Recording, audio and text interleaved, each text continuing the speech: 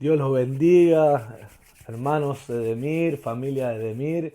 Primeramente, feliz aniversario, feliz 19 años de este ministerio que nació aquel 26 de mayo del año 2001. Bendecimos a nuestros padres de fe por mantenerse en el ministerio fielmente a Dios, con la ayuda del Señor y con cada persona que ha pasado desde los inicios y los que aún permanecen y los nuevos que se fueron sumando y los que se seguirán sumando, y celebramos 19 años hoy exactamente, así que estamos de celebración, estamos gozosos, felices con el Señor. Hoy también iniciamos la cadena de Shavuot, la cadena de Pentecostés, reconociendo una temporada profética donde el Espíritu de Dios avivará y aumentará el fuego de su presencia para este tiempo. Así que aquellos que ya estamos en el fuego no nos conformamos, sino que viene una mayor medida, y aquellos que lo han estado anhelando, porque desde que empezó esta década Dios se ha encargado de poner orden a sus vidas, guiarlos a tomar prioridades,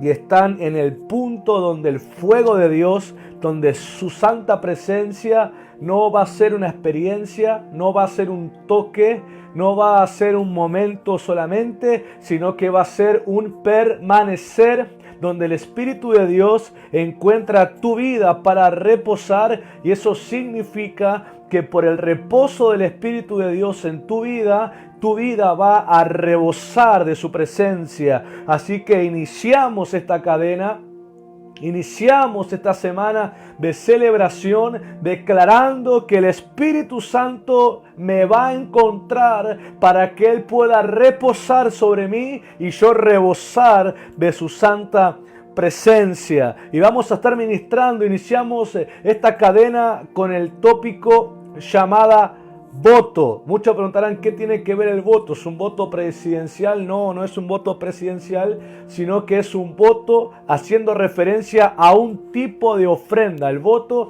es un tipo de ofrenda, pero vamos a ver en su contexto, vamos a ver en su significado, vamos a ver con qué propósito es, cómo se debe hacer y qué resultado tiene. A mí me encanta porque el voto es generalmente es una unidad entre por lo menos dos personas, donde el contenido del voto son promesas que se comprometen a cumplir las partes involucradas, buscando un fin de ambas partes. Entonces el voto tiene que ver con promesas dispuestas a cumplirse. El voto es una especie de pacto en que las personas participantes se comprometen una a la otra a hacer algo. Y el voto está escrito con promesas. Y la palabra promesa tiene que ver con aquello que se hace para cumplir algo. La promesa tiene que ver con aquello estipulado de cumplir para dar algo. Entonces las promesas son la antesala de aquello que se va a recibir. Y hoy en la tarde meditaba y a mí me encantó que el Espíritu Santo me enseñara eso. La promesa, en este caso el voto con el Señor, el voto con Dios, el voto en el altar de Dios, no es algo, y acá ya voy a dar cómo se debe hacer el voto. Porque si se hace de una forma incorrecta, el voto se te va a volver una deuda y no es lo que queremos. No queremos que los votos se nos vuelvan deudas, sino que el voto tenga su cumplimiento. Para que el voto tenga su cumplimiento debe hacerse en el Espíritu. El voto no se puede hacer en la carne, no se puede hacer en la emoción, no se puede hacer si no es una guianza del Espíritu Santo, porque la emoción cambia según el día. Y si cambia tu emoción, entonces cambia la intención del voto y ya no hay ganas de hacerlo. Y el voto no se debe hacer de mala gana, no se debe hacer por obligación, no se debe hacer por intereses egoístas, sino que el voto es por amor. El voto es con el deseo de cumplirlo. Y en esta tarde el Espíritu Santo me enseñaba acerca de la promesa, acerca del voto. Y vamos a leer todo un capítulo, si usted quiere ir preparando la escritura en 1 Samuel capítulo 1, vamos a leer todo el capítulo 1. ¿Por qué? Porque todo el capítulo 1 contiene lo que es un voto, hecho realmente como a Dios le agrada. ¿El voto qué es? El voto, como ya te dije, es un compromiso a través de promesas destinadas a cumplirse. Y acá ya hay un principio para que tu corazón tome confianza y se regocije que si hay una promesa de parte de Dios, Dios sabe muy bien que la puso con la intención y con el destino de cumplirla. Lo vuelvo a decir, si hay una promesa de parte del Señor, el Señor sabe muy bien que la puso con la intención de cumplirla y con la intención de manifestarla. Así que tienes que regocijarte en el Señor, porque la promesa, y acá ya te voy a soltar un principio espiritual, la promesa sobre tu vida es la garantía que vas a seguir viviendo en la tierra. Quiero que lo vuelvas a oír. La promesa sobre tu vida es la garantía de que hasta que no se cumpla, vos vas a seguir viviendo en la tierra. Todo ataque que venga con intención de muerte, todo ataque que venga con intención de destruirte, toda situación que venga con la intención de borrarte, de anularte, de sujetarte, no podrá, porque el poder de una promesa dada de parte de Dios te empuja para que puedas vencer todo eso, porque hay una intención de Dios para manifestarse en tu vida. Acá hay algo extraordinario y siento el gozo de ministrar esto y la guianza. Quiero soltarte, antes de leer, un ejemplo de esto que estamos ministrando. Recuerdan, en el Evangelio de Juan hay un relato donde Jesús, después de caminar con el apóstol Pedro, que todavía era un discípulo, restaurándolo de las 3 veces que él lo había negado, Jesús 3 veces le pregunta que si lo amaba, y en esas 3 veces Jesús restauró a Pedro la confianza, el amor, y que sepa que él seguía siendo amado. En esa caminata dice que Juan, el discípulo Juan, discípulo amado del Señor, lo seguía de cerca a Jesús y a Pedro. Y Pedro le pregunta al Señor: ¿y qué de este? Y dice que el Señor le responde: ¿y qué a ti si yo quiero que él quede hasta que yo venga?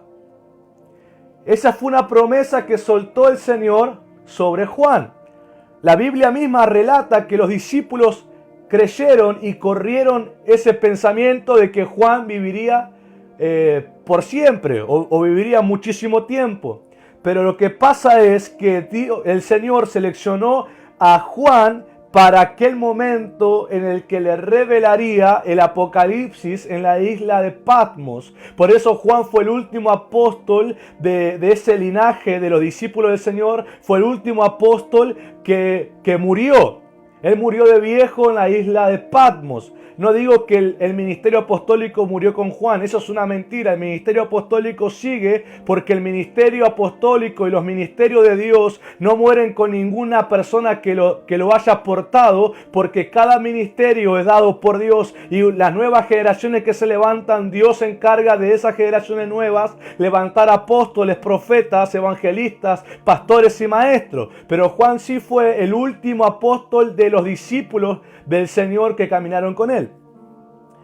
Y antes de esa revelación, los romanos intentaron, dicen los eruditos, por lo menos 2 veces matar al apóstol Juan. La primera fue intentándolo envenenarlo, y la segunda fue intentando quemarlo vivo en una olla o en un lugar, un recipiente de aceite hirviendo. Y ninguna de las 2 veces tuvieron éxito, por lo cual lo exiliaron a Patmos, porque sus intentos de matarlo y de callarlo no podían, y la gente veía que aunque Roma quería matarlo, el Señor protegía protegía sobrenaturalmente al apóstol Juan. No fue hasta que Dios cumplió su plena promesa en el apóstol que fue que a Juan le llegó el momento de partir. ¿Qué te quiero decir? Que aunque intenten matarte, aunque intenten detenerte, aunque intenten seducirte para quitarte del camino del Señor, Dios previamente a que existamos en este mundo soltó promesas sobre nosotros, y esa promesa es una garantía de vida en esta tierra hasta que Dios sea glorificado en aquello que predestinó en nuestras vidas. Así como al apóstol no lo pudieron matar los romanos hasta que Dios no cumpliese su promesa en él y él mismo se lo llevara al cielo, así nadie en la tierra, ni espíritus ni personas,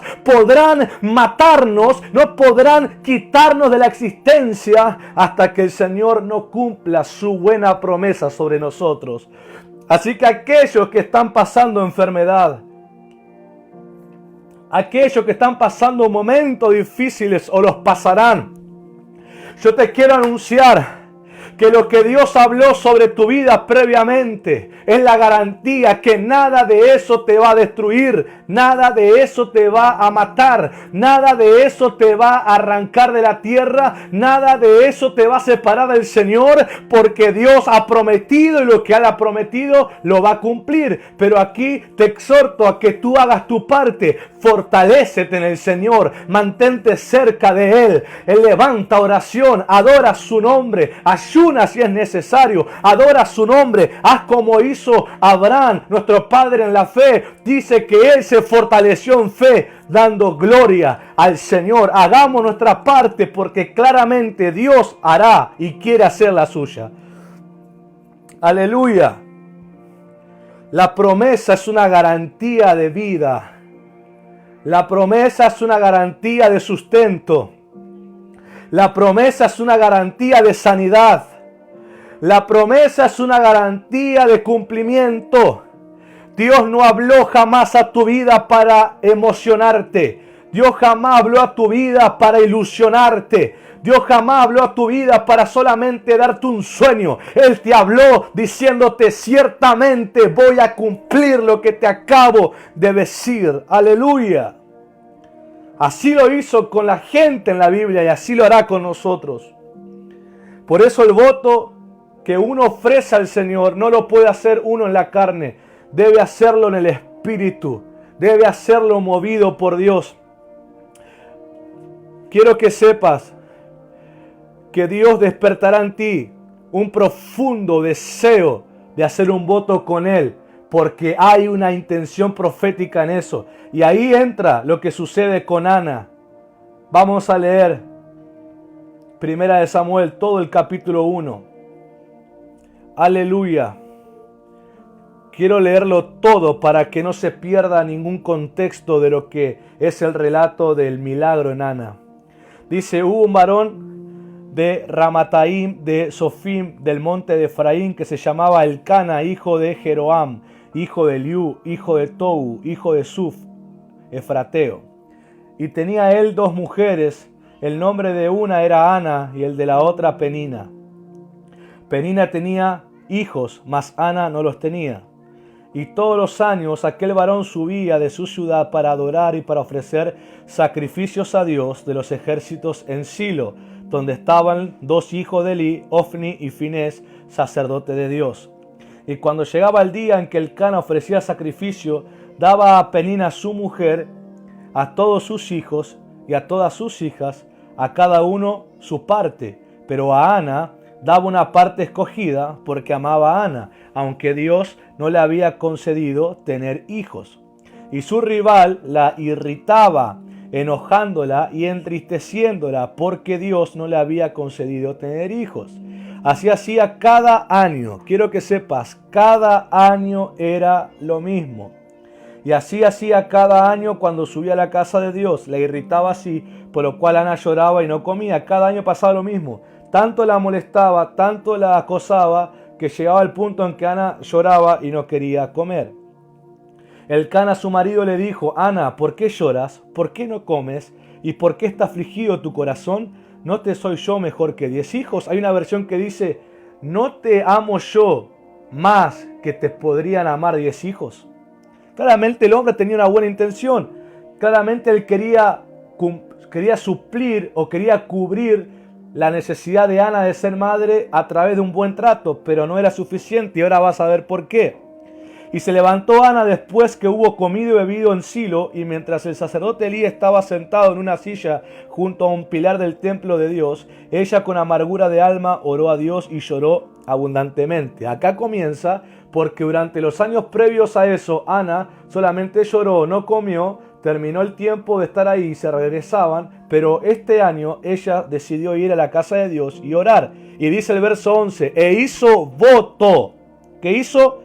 Voto, diciendo, Yahweh de los ejércitos, si te dignares mirar a la aflicción de tu sierva, y te acordares de mí, y no te olvidares de tu sierva, sino que dieres a tu sierva un hijo varón, yo lo dedicaré a Yahweh todos los días de su vida, y no pasará navaja sobre su cabeza. Mientras ella oraba largamente delante de Dios, Elí estaba observando la boca de ella, pero Ana hablaba en su corazón y solamente se movían sus labios y su voz no se oía, y Elí la tuvo por ebria. Acá te aclaro algo.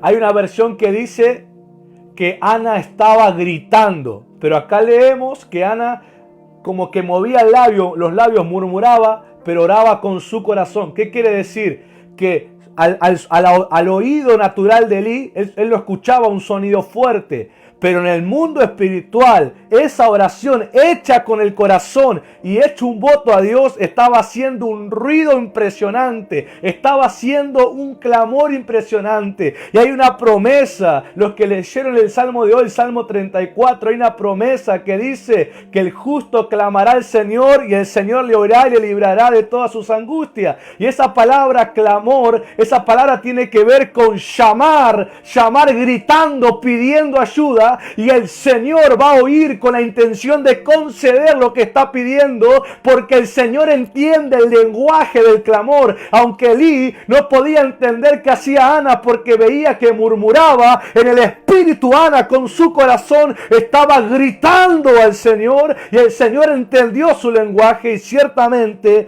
Dios tenía la intención de contestarle. Pero ahora vamos a ver, acá hay algo extraordinario. Verso 14, seguimos leyendo. Entonces le dijo Elí, mire, Elí la tuvo por ebria. Así termina el verso 13. Elí la tuvo por ebria. ¿Qué pasó en Pentecostés capítulo 2 de Hechos? Los judíos los tuvieron por ebrios a los apóstoles. Pero algo sucede cuando nos tienen por ebrios. Algo sucede cuando nos tratan de borracho. Algo sucede cuando piensan que estamos desequilibrados. Ciertamente es el Espíritu de Dios que está dentro de nosotros, haciéndonos provocar un milagro que lo natural fuera imposible que suceda. Entonces le dijo Elí, ¿hasta cuándo estarás ebria? Digiere tu vino. Ay, Elí. Ella estaba llena del Espíritu ya. Y Ana le respondió diciendo, no, Señor mío, yo soy una mujer atribulada de espíritu. No he bebido vino ni sidra, sino que he derramado mi alma delante de Dios. No tengas a tu sierva por una mujer impía, porque la magnitud de mis congojas y de mi aflicción he hablado hasta ahora. Elí respondió y dijo, ve en paz. Y el Dios de Israel, aleluya, y el Dios de Israel te otorgue la petición que le has hecho. Ay, hasta Elí profetizó en ese momento. Y ella dijo, halle tu sierva gracia delante de tus ojos. Y se fue la mujer por su camino, y comió, y no estuvo más triste. Cosas que nunca había pasado en ningún año. Ella todos los años, como leímos antes, se amargaba, no comía y así se regresaba. Pero esta vez algo pasó. Al hacer voto delante del Señor y al clamar con su corazón, Ana cambió su estado, tuvo hambre, comió y se volvió totalmente libre de la tristeza. Eso significaba que un milagro ya estaba sucediendo. Y levantándose de mañana, adoraron delante de Dios y volvieron y fueron a su casa en Ramá. Y Elcana se llegó a Ana, su mujer, y Yahweh se acordó de ella. Aleluya. Esta es la parte del Señor. El Señor hará memoria de las promesas. El Señor hará memoria de los pactos. El Señor hará memoria del propósito que ha puesto en nosotros. Aconteció que al cumplirse el tiempo, después de haber concebido a Ana, dio a luz un hijo y le puso por nombre Samuel, diciendo: por cuanto lo pedía Dios. Después subió el varón Elcana con toda su familia para ofrecer a Yahweh el sacrificio acostumbrado y su voto. Pero Ana no subió, sino dijo a su marido: yo no subiré hasta el que niño sea destetado, para que lo lleve y sea presentado delante de Yahweh, y se quede allá para siempre.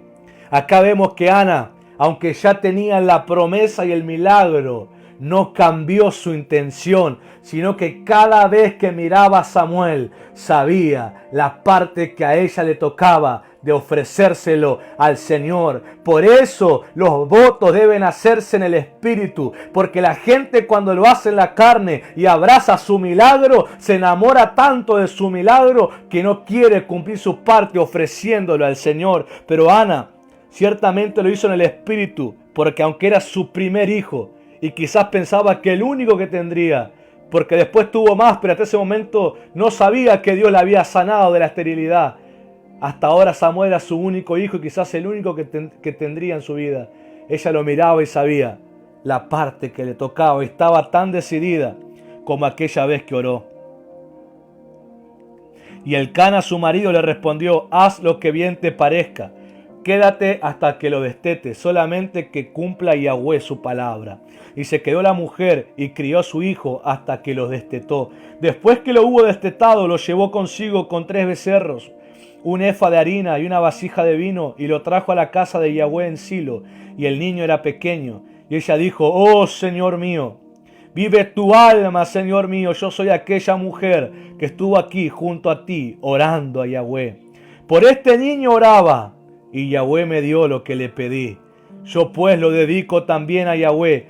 Todos los días que viva será de Yahweh. Y adoró allí a Yahweh. Aleluya. Solamente quizás las madres pueden entender lo que es dar un hijo y ofrecerlo al Señor. Ana mostró su parte fiel al voto con el Señor. Cuando hacemos las cosas, especialmente los votos, las promesas a Dios en el Espíritu, aunque sea tan impresionante y magnífico lo que Dios haya cumplido en nosotros, sabemos que no es nuestro, sino de Dios, y jamás se lo retendremos, y jamás se lo negaremos, sino que se lo ofrecemos en su honor y en su gloria. Todos los años Ana subía junto a su esposo y la familia a ofrecer sacrificios y pagar el voto a Dios. Durante ese tiempo Ana aún no podía lograr quedar embarazada.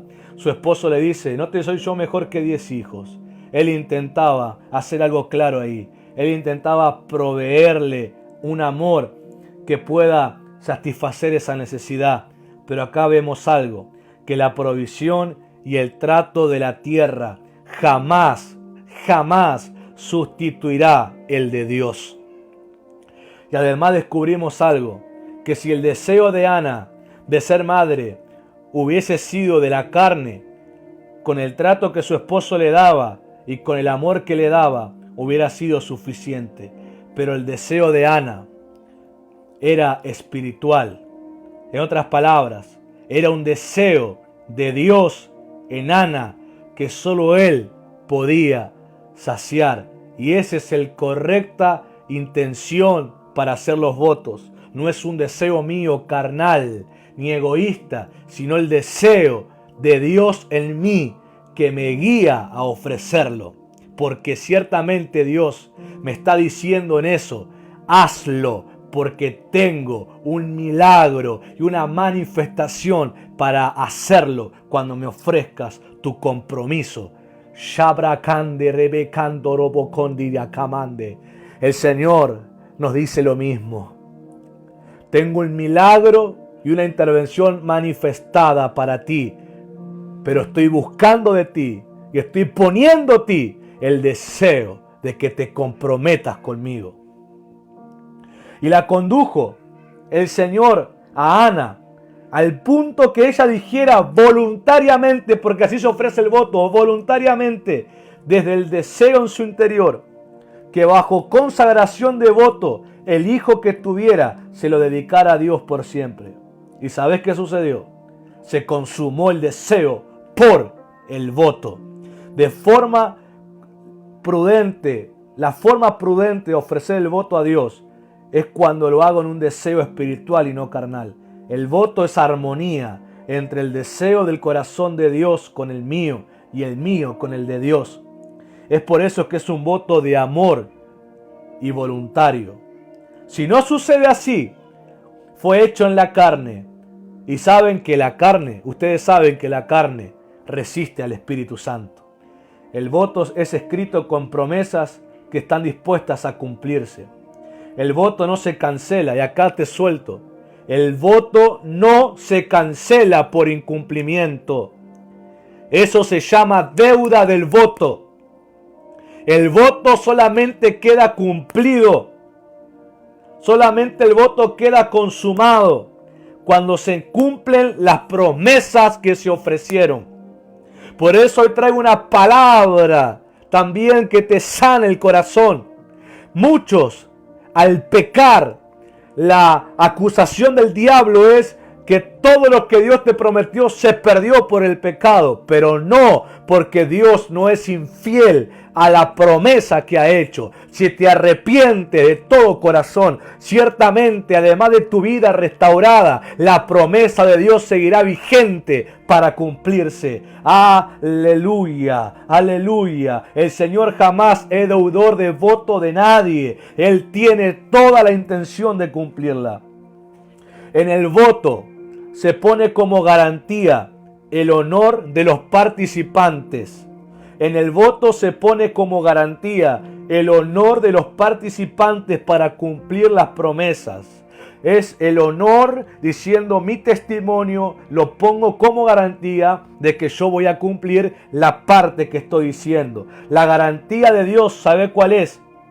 El Dios que fue vivido por Abraham, el Dios que fue vivido por Isaac y el Dios que fue vivido por Jacob. Aleluya. Esa es la garantía de Dios diciendo, mira Abraham, mira Isaac, mira Jacob, ese soy yo, esa es mi garantía que cumpliré mi voto. Y ahora, ¿cuál es mi parte? ¿Cuál es mi honor? El honor que yo le puedo ofrecer a Dios para cumplir mi parte es decir, Señor, yo te voy a ser fiel como lo fue Abraham, como lo fue Isaac y como lo fue Jacob. Aleluya. Aleluya. Aleluya. Señor, tú ciertamente eres fiel como lo has sido en Abraham, en Isaac y en Jacob. Pero yo te prometo también serte fiel como Abraham fue contigo, como Isaac fue contigo, como Jacob fue contigo. Porque si vos lees las historias de ellos, verás que también hubo voto de Dios con ellos y de ellos con Dios. Y ciertamente hubo cumplimiento. En ninguno quedaron debiendo la promesa, en todos se cumplieron. Por eso te digo que se hace en el Espíritu. Dios despierta ese deseo de hacer un voto con Él porque tiene milagros para manifestar. Porque Dios, su garantía es el Dios que fue vivido por Abraham, que fue vivido por Isaac y por Jacob.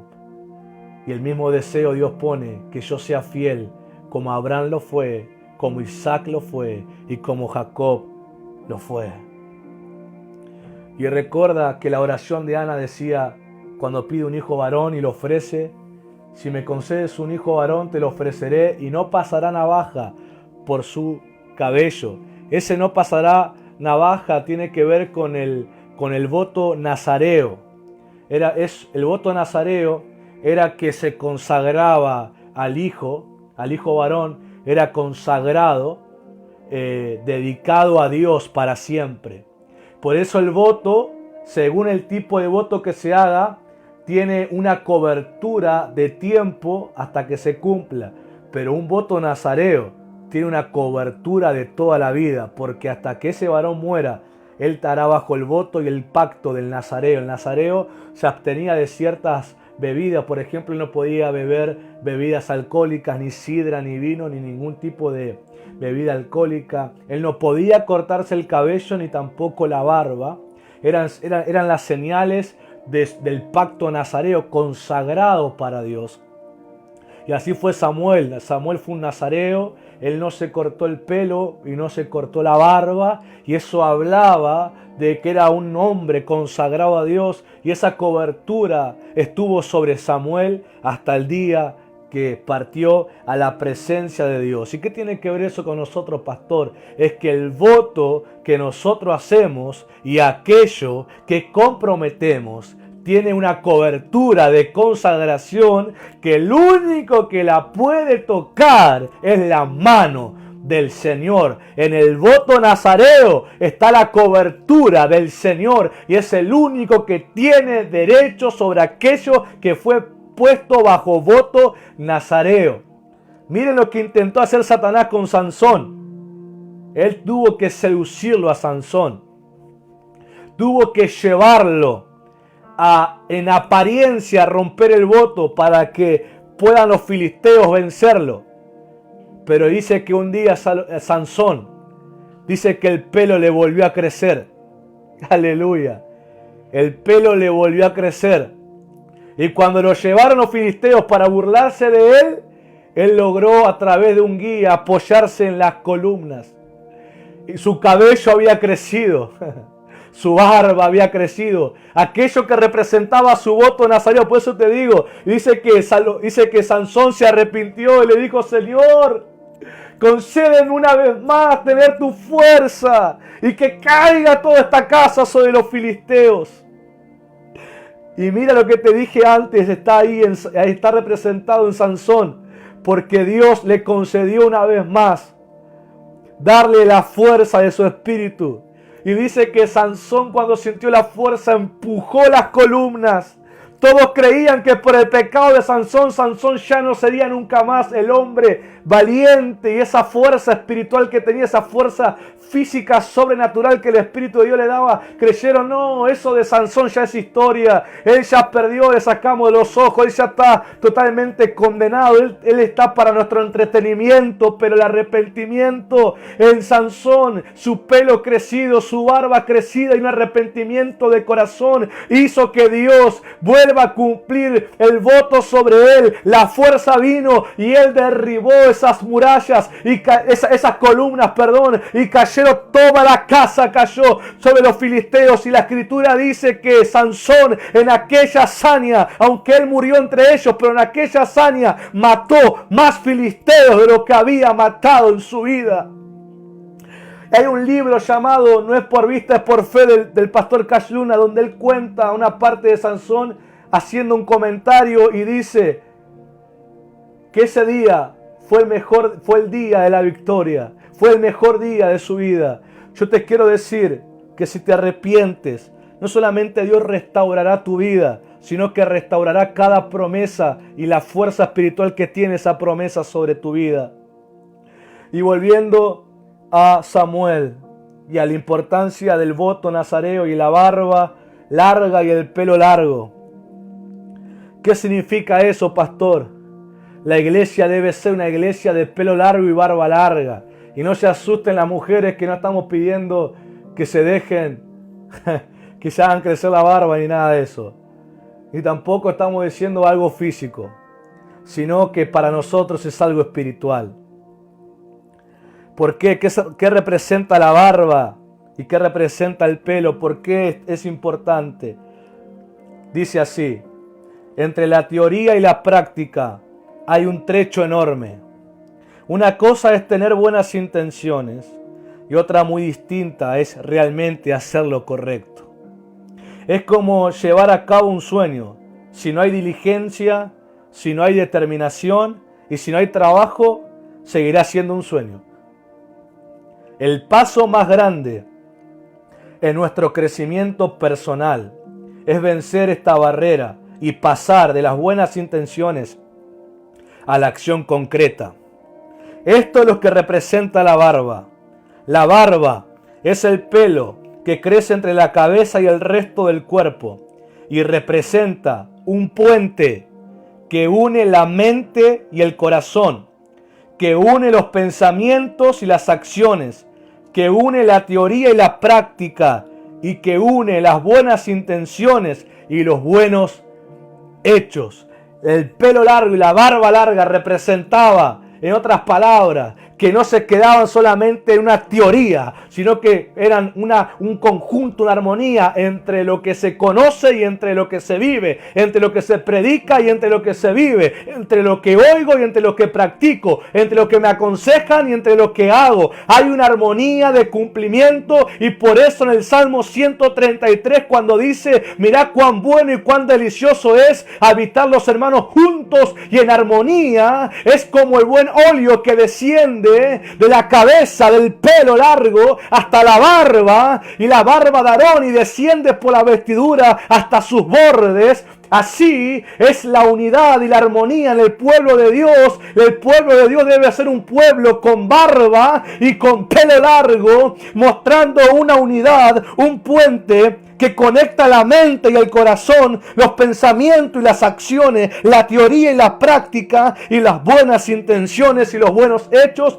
Yo te quiero decir que el voto de Dios sobre tu vida y el voto que ofrecemos a Dios harán que no seamos lampiños, sino que hará que tengamos barba larga y pelo largo, y la unción que viene en las palabras va a extenderse hacia mi corazón, va a extenderse hacia mis hechos, va a extenderse hacia mis decisiones, va a extenderse hacia mi economía, va a extenderse hacia mi salud, va a extenderse hacia mi matrimonio, va a extenderse hacia mi descendencia, va a extenderse hacia mi trabajo, va a extenderse hacia mi día a día, porque ciertamente la unción de las palabras de Dios estarán sobre mí continuamente y se manifestarán a través de la barba que conecta la unción con todo lo demás.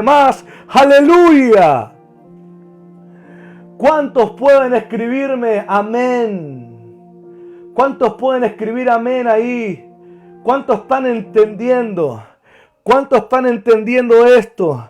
¿Cuántos están comprometiéndose? ¿Cuántos ahora están sintiendo en su espíritu un profundo deseo de hacer voto a Dios en el espíritu? Diciendo: Señor, ciertamente tu garantía es que tú eres el Dios que fue vivido por Abraham, el Dios que fue vivido por Isaac y el Dios que fue vivido por Jacob. Y yo me comprometo, porque en el mismo espíritu del pacto con ellos, yo mostraré fidelidad y fe, como lo hizo Abraham contigo, como lo hizo Isaac contigo y como lo hizo Jacob contigo, porque lo hago en el mismo espíritu. Y el destino que hay en este voto es cumplimiento. Seré preservada mi vida, será preservada la economía, será preservada mi familia, porque la promesa de Dios está sobre todo lo que Dios me ha dado, y el pacto sigue vigente y la promesa sigue vigente, y hasta que no se cumplan todas, yo no moriré, sino que viviré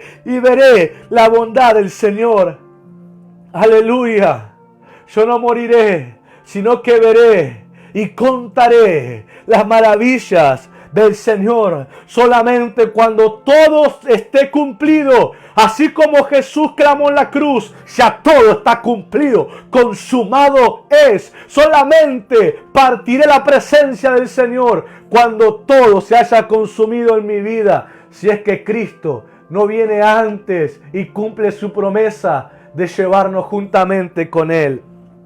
Padre, en el nombre de Jesús, alabo tu nombre, alabo tu nombre, alabo tu precioso nombre.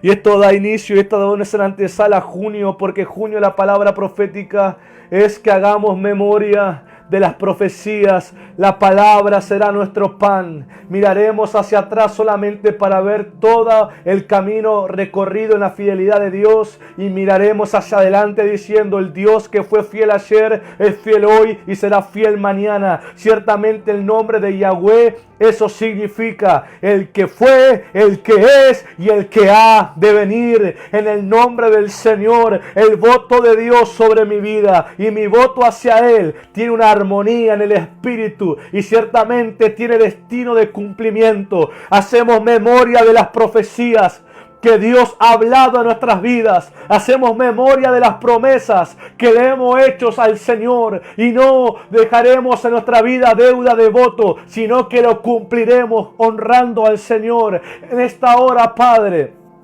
hacemos memoria, porque al hacer memoria está consumado el pacto.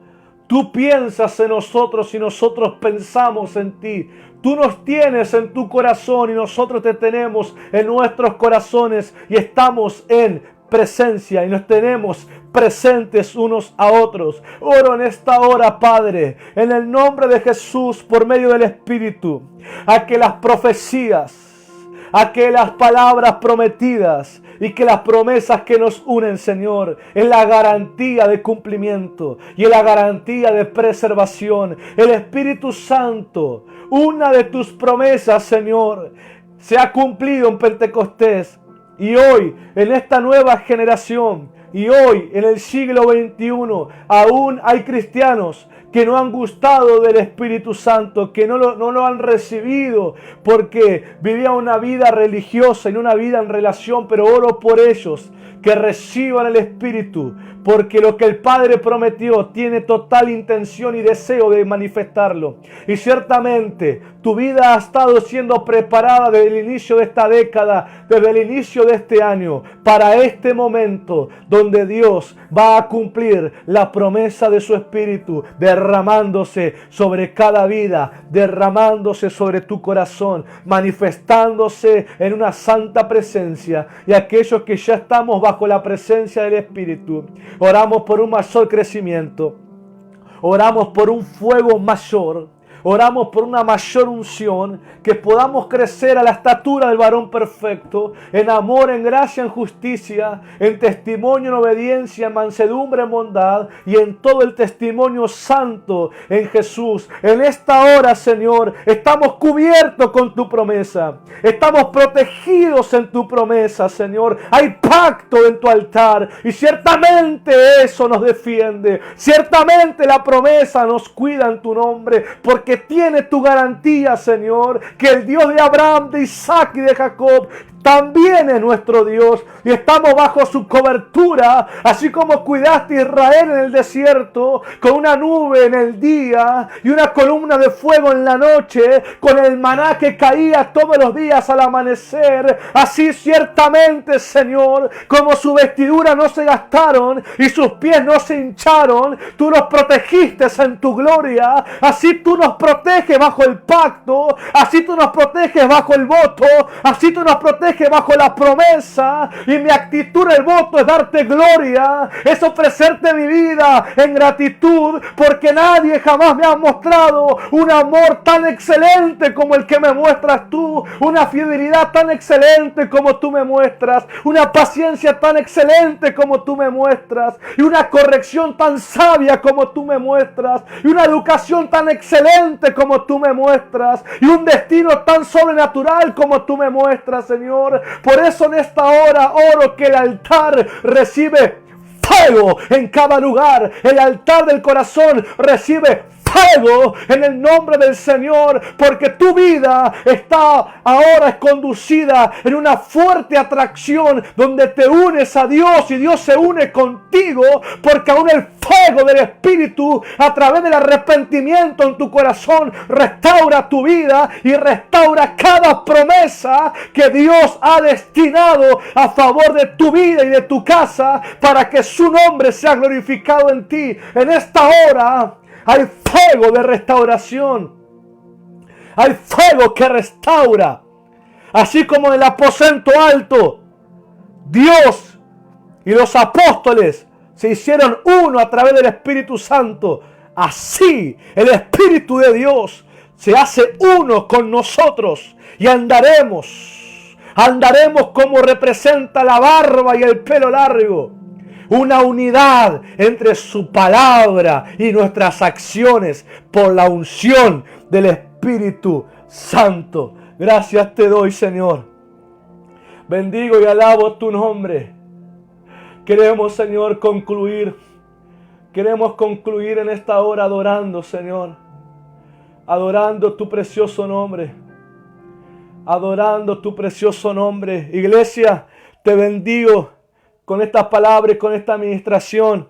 Nos despedimos adorando al Señor mañana, 20 horas, segundo día de Shavuot, segundo día de Pentecostés. Si así empezamos, será glorioso cómo continuaremos y será aún sobrenatural cómo terminaremos. Nos encontramos mañana, 20 horas. El fuego se ha encendido y debe mantenerse ardiendo. Bendiciones.